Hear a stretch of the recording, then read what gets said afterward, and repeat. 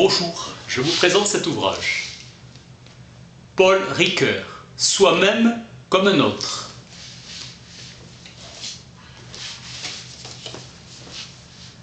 Marquer le primat de la médiation réflexive sur la position immédiate du sujet. Soi-même n'est qu'une forme renforcée de soi. Renforcer, c'est marquer une identité. L'ipséité apporte des modalités propres d'identité.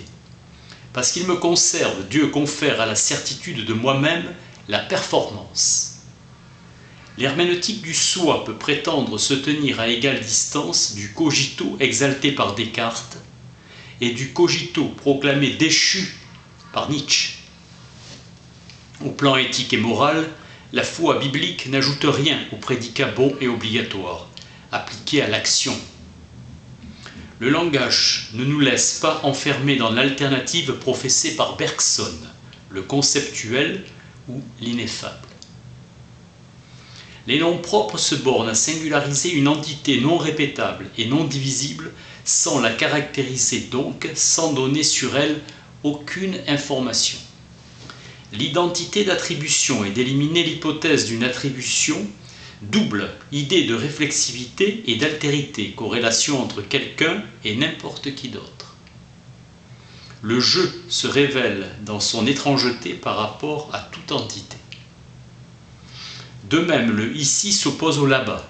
La spécificité de l'agir humain a pour référence la notion d'événement. L'action faite est devenue un fait. Évoquer la raison d'une action, c'est demander de placer l'action dans un contexte plus large.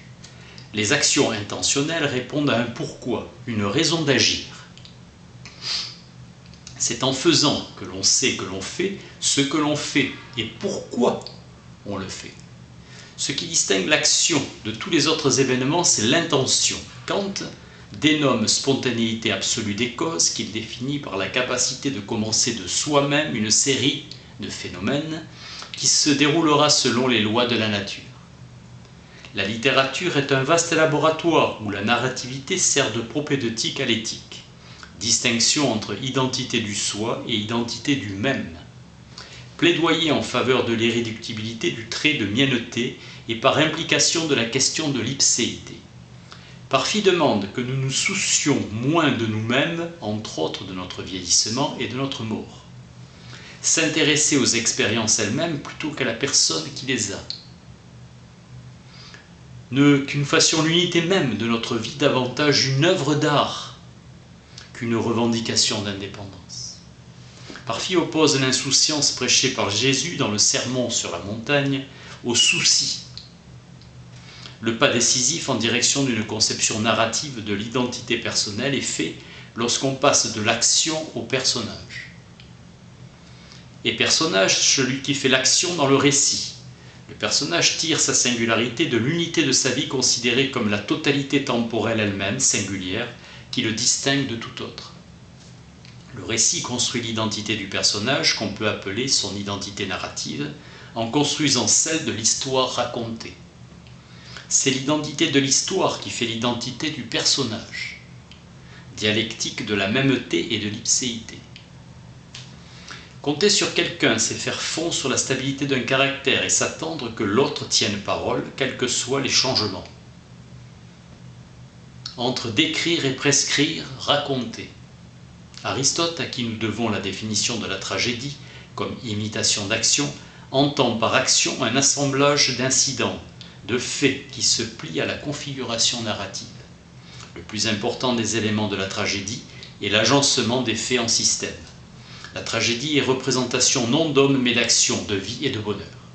Le but visé est une action, non une qualité. Danto définit la théorie analytique de l'action en soustrayant les actions ordinaires de la relation en vue d'eux. Tenir compte de la conduite des autres agents couvre la multitude des relations d'interaction. La référence à autrui est devenue intérieure. Hegel rappelle que la conscience prend la mesure de la disproportion entre l'œuvre et la puissance d'opérer, qui porte le destin universel de la raison opérative. Chaque roman déploie un monde du texte qui lui est propre. Des tranches entières de ma vie font partie de l'histoire de la vie des autres. C'est précisément par cet enchevêtrement, autant que par leur caractère ouvert, par les deux extrémités, que les histoires de vie diffèrent des histoires littéraires. Inachèvement narratif de la vie, inclusion des récits de vie dans une dialectique de remémoration et d'anticipation. En narrativisant le caractère, le récit lui rend son mouvement, entre l'imagination qui dit « je peux tout essayer » et la voix qui dit « tout est possible, mais tout n'est pas bénéfique ». Il s'installe une sourde discorde. Dans une philosophie de l'ipséité, on dit que la possession n'est pas ce qui importe. Dialectique de la possession et de la dépossession, du souci et de l'insouciance, de l'affirmation de soi et de l'effacement de soi. Ainsi, le néant imaginé de soi devient crise existentielle du soi. Ce dépouillement est évoqué par Naber, Marcel, Lévinas, primat éthique de l'autre, de soi sur le soi. Il ne faut pas que la crise de l'ipséité ait pour effet de substituer la haine de soi à l'estime de soi. La détermination de l'action par les prédicats tels que bon et obligatoire marque une rupture radicale. La distinction entre éthique et morale, étymologie grecque pour l'un et latine pour l'autre. Les deux renvoient à l'idée intuitive de mœurs, ce qui est estimé bon, ce qui s'impose d'obligatoire. Primauté de l'éthique sur la morale, de la visée sur la norme, la visée de la vie bonne avec et pour autrui dans des institutions justes. Visée éthique qu'Aristote appelle vivre bien, vivre vie, vraie vie pour Proust. Le bien est ce à quoi toute chose tend, Aristote. La délibération doit porter sur les choses qui dépendent de nous. L'homme heureux a besoin d'amis. L'amitié est une vertu, une excellence chez Aristote. L'ami, en tant qu'il est cet autre soi pour rôle de pourvoir ce qu'on est incapable de se procurer par soi-même. La possession des amis est tenue d'ordinaire pour le plus grand des biens extérieurs, se réalise dans le vivre ensemble. La similitude est le fruit de l'échange entre estime de soi et sollicitude pour autrui. Tous les sentiments éthiques relèvent de la phénoménologie du « toi aussi » et du « comme moi-même ». Selon Arendt, c'est le soutien populaire qui donne leur pouvoir aux institutions d'un pays, et ce soutien n'est que la suite naturelle du consentement qui a commencé par donner naissance aux lois existantes. Avec Rawls, la justice est la première vertu des institutions sociales, comme la vérité est celle des systèmes de pensée. La justice, disposition qui rend les hommes aptes à accomplir les actions justes, et qui les fait agir justement et à vouloir les choses justes, Aristote. Il cherche la médiété, la juste mesure entre deux extrêmes. Vice de vouloir, avoir toujours plus, la pléonexia. L'institution en tant que régulation de la distribution des rôles, en tant que système, idée de l'égalité sans cautionner l'égalitarisme. Médiété et égalité, le juste est une sorte de proportion, égalité de rapport. L'égalité est à la vie, dans les institutions, ce que la sollicitude est aux relations interpersonnelles. La sollicitude donne pour vis-à-vis au soi un autre qui est un visage, au sens fort qu'Emmanuel Lévinas nous a appris à lui reconnaître. Chez Kant, il n'est rien qui puisse sans restriction être tenu pour bon, si ce n'est une bonne volonté. Par sa constitution fondamentale, la volonté n'est autre que la raison pratique, commune à tous les êtres rationnels. La réflexion morale est une patiente mise à l'épreuve des candidats au titre de bon sans restriction. La volonté bonne sans restriction sera égalée à la volonté auto-législatrice, autonomie. Obéir en vertu de la condition de satisfaction de l'impératif catégorique. L'inclination se trouve dès lors définie par son pouvoir de désobéissance. Kant l'assimile à la passivité inhérente à l'inclination qui lui fait appeler pathologique le désir. Conflit entre les maximes et les lois pratiques reconnues par l'être lui-même. L'obéissance véritable n'est plus dépendance et soumission mais autonomie. L'autonomie devient un contrat passé avec soi-même, critique de la raison pratique au respect. Voir dans le respect kantien la variante de l'estime de soi, critère d'universalisation. L'amour de soi, c'est l'estime de soi pervertie par le penchant au mal. le désir est innocent. Le mal est perversion, à savoir renversement de l'ordre qui impose de placer le respect pour la loi au-dessus de l'inclination. Usage mauvais du libre arbitre.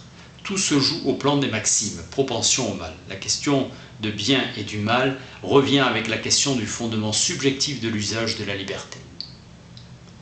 La règle d'or. Lisons-la chez Hillel, le maître juif de Saint Paul. Ne fais pas à ton prochain ce que tu détesterais qu'il te soit fait. Formule dans l'Évangile. Ce que vous voulez que les hommes fassent pour vous, faites-le semblablement pour eux. Luc. Matthieu, tout ce que vous désirez que les autres fassent pour vous, faites-le vous-même pour eux. Énonciation d'une norme de réciprocité. Pouvoir exercer sur une volonté par une volonté. L'idée d'humanité est introduite dans le prolongement de l'universalité abstraite qui régit le principe d'autonomie. La règle d'or et l'impératif du respect ont la même visée.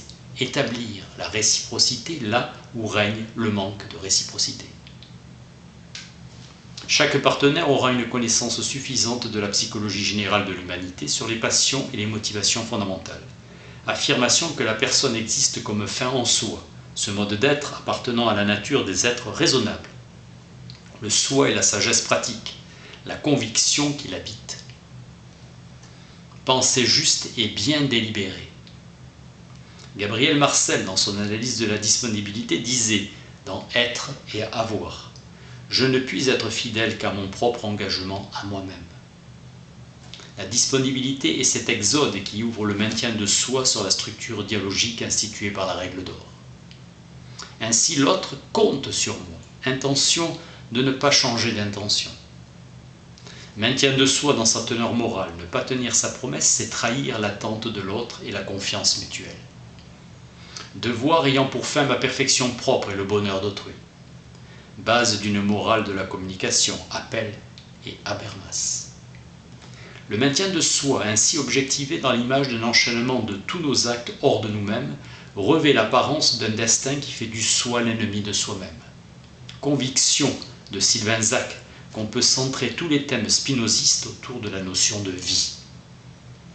Qui dit vie, dit puissance dans le sens de productivité et non de potentialité. Degré de la puissance d'exister, l'âme se définissant en acte, idée du conatus en tant qu'effort pour persévérer dans l'être. Chaque chose s'efforce de persévérer dans son être. Ces choses expriment la puissance de Dieu par laquelle il est agi, il est et agit d'une manière certaine et déterminée. Idée de nécessité, la puissance d'agir est accrue par le recul de la passivité liée aux idées inadéquates. Cette conquête de l'activité des idées adéquates qui fait une éthique. Nous sommes puissants quand nous comprenons adéquatement notre dépendance immanente à l'égard du pouvoir primordial que Spinoza nomme encore Dieu. Le conatus ou puissance d'être exprime la vie que Spinoza appelle vie de Dieu. Idée de l'idée, priorité du conatus par rapport à la conscience, mène de Biran à dissocier la notion d'exister de celle de substance, en la rattachant à celle d'acte. Dire je suis, c'est dire je veux, je fais. L'œuvre d'Emmanuel Levinas, c'est mouvement d'autrui vers moi, le même et l'autre. Son œuvre est dirigée contre une conception de l'identité du même. Avec Aristote, l'amitié fait le lit de la justice en tant que vertu pour autrui. Grande découverte de Husserl, qui sanctionne la distinction entre chair et corps. Statut d'étranger à partir de sphère du propre. Husserl nomme l'étranger en soi premier l'autre moi. Alter ego à partir de l'ego, moi comme chair dans sa différence avec le corps. L'important est que le dressage de l'animal responsable ne soit plus porté au crédit de la volonté libre et de la spontanéité absolue de l'homme dans le bien et le mal. Message positif de Nietzsche dans l'apologie des affects actifs à l'encontre des affects réactifs, comme le ressentiment. La violence entache toutes les relations d'interaction. Reconnaître le vivre bien avec et pour les autres dans les institutions justes et de s'estimer soi-même en tant que porteur de ce vœu. Lévinas oppose une réduction symétrique de l'altérité de la conscience à l'extériorité d'autrui manifestée dans son visage. Cette extériorité est l'altérité. Le visage est la trace de l'autre. Le philosophe en tant que philosophe doit avouer qu'il ne sait pas et ne peut pas dire si cet autre, source de l'injonction, est un autrui que je puisse envisager ou qui puisse me dévisager, ou mes ancêtres dont il n'y a point de représentation, ou Dieu, Dieu vivant, Dieu absent, ou une place vide. Dans le thème du pardon, la réciprocité l'emporte chez Hegel, alors que chez Lévinas, c'est l'asymétrie au bénéfice de l'autre. Paul Ricoeur, soi-même comme un autre. Merci.